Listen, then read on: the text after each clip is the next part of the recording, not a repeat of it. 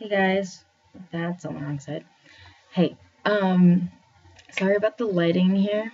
It's really dark and I have like this really bright light on me. Oh, that's a little better. But I'm gonna have to point it back at my hair when I show you these. But my hair is fully dreaded.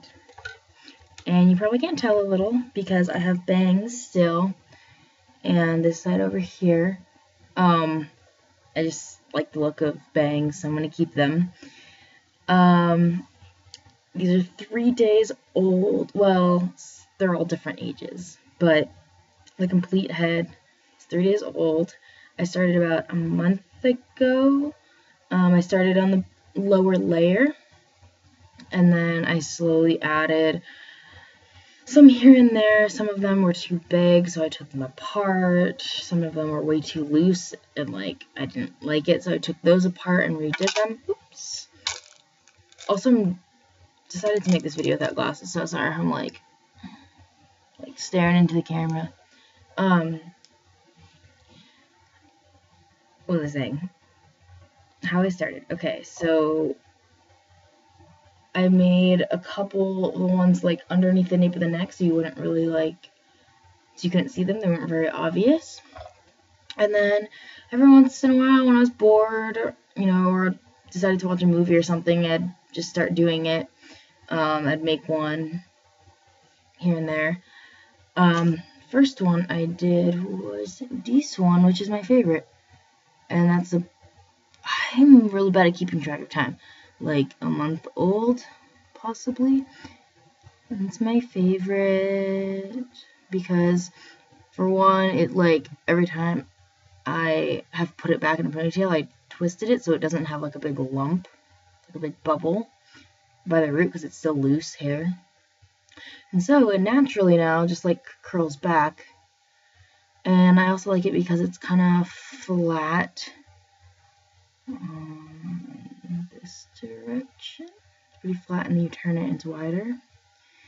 It's pretty tight, and also because I dyed my hair a while ago, a year ago, and then I tried dyeing it back to black, but then I think some of the black washed out, so the light brown you see is left over. It's not even that light of brown, it's just because the light's reflecting on it, but it kind of fades to a lighter color. Anyway, so how I did it. Okay, so I did the rip and tear method on all of them. Yeah. I had, I think, 11 or 12 before I actually decided on Saturday, 3 days ago, to finish them and just do the rest of my head. So I just sat down and did the rip and tear method, and now I have a lot of loose roots, like a ton in the back especially. I don't know if you can see that at all. Here's this one. Just very loose. Oh, here. Very loose ends. Like all of this in the back. I can't see that. Because I've been washing them pretty regularly. I've washed them the last 3 days. Well, okay, yeah. Every day since I put them in, I wash them.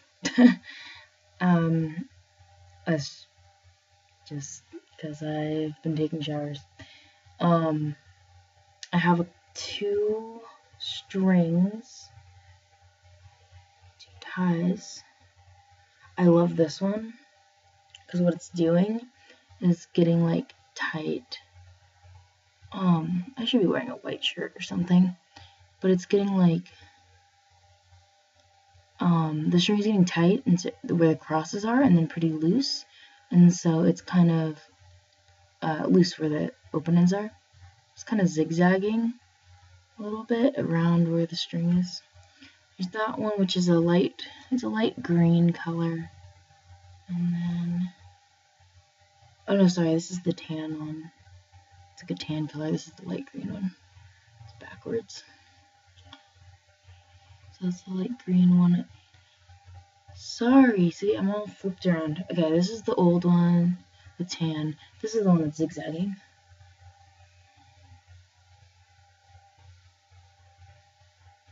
It's pushing out on the empty sides. Yeah, you see that?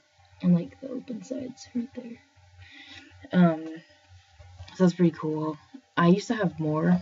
Like I had this string, these strings here that you get used for like making friendship bracelets. I have like teal, this light green, which is I use for one of them, this kind of dark yellow, and a maroon. I had one dread that was completely like, I had red. I'm trying to find a good one. Okay, I had like red up here, the dark yellow, and then a teal all the way down it. But then it got like, every time I took a shower, it got really soaked, and I was afraid that like mildew would start happening in there. So it's more of like a binding method, I think. Like, which one did I do it on? I think maybe this one. So it's actually pretty good. You know, like, kind of kept it together. I have a lot of loose hair that has come out from washing. It's like this, which might just turn into a dread by itself. There's a ton in the back. And I don't know if I'm just going to neglect method it for the rest of the time so they can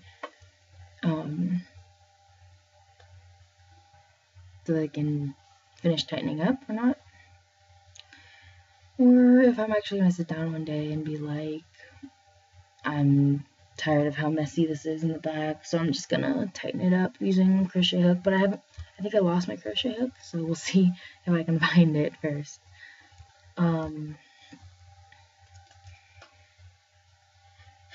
Let's see, other problems I've had. Oh, I'm using Dreadhead soap, like the Dreadhead HQ soap now. I bought it on Saturday when I fully made them. It has no residues to like get caught in the dreads and doesn't smell like anything. Helps them tighten apparently, so we'll see. And essentially when I'm bored, all I do is been twisting them and then like playing around with the roots, like kind of roughing them up. But even then, I'm not really caring about them. I don't wear it down when I go to school. I've been putting it up. I'm putting it up into a ponytail, and then I have a headband that I wear. But I feel like I need to wear it down one day. It's looking pretty good. I'm just kind of self-conscious about the back. I'll show you the back.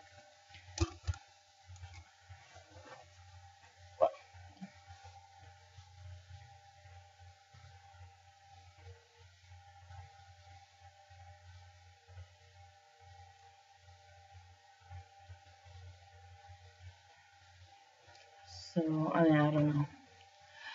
But yeah, the ends are sort of loose too, but I don't mind, because sometimes I like playing with them and just going psh, psh, psh. So I kind of want them to be loose so I can play with them. Be like, oh, I'm going to tighten them by using the open tear method. Okay, and the last thing I want to touch on is why I did them. And I've already done this in a previous video. But why I did them, I just did one in the like nape of my neck, in the back. My friends have had them, and I thought it'd be cool just to have one and see what it'd be like. And then I did 2, and then I did 3, and then I realized, like, I could do this. Like, I could do it.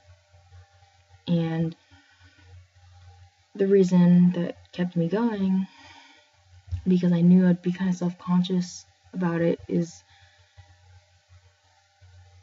because it'll teach me patience, and it will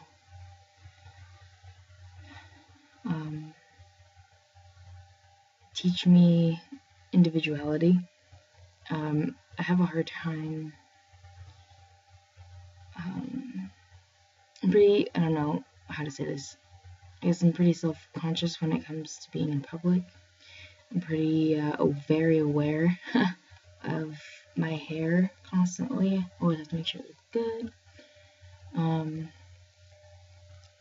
But this is teaching me to try and not care what other people think, which is a hard thing to do. That's why I keep throwing my hair into a ponytail, because I'm like, oh, it looks so shitty in the back, but I have to get over it at some point. Teaching me patience also, because I know that it's not going to look perfect. They're not going to look perfect. You know, as soon as you do them, as soon as you wash them, they come out a little bit at a time. You just gotta keep working on it.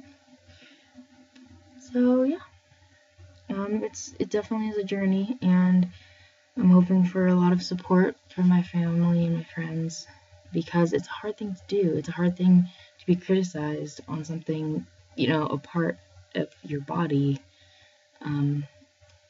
Anything that's visual, that's part of who you are, is very fragile and very vulnerable to negative comments, and you take those personally, which is what I'm trying to change, because it's not good to, you know yourself better than anyone else, and so you shouldn't let other people's opinions, especially negative opinions, affect how you view yourself. So that's what I'm hoping to accomplish with my dreadlocks.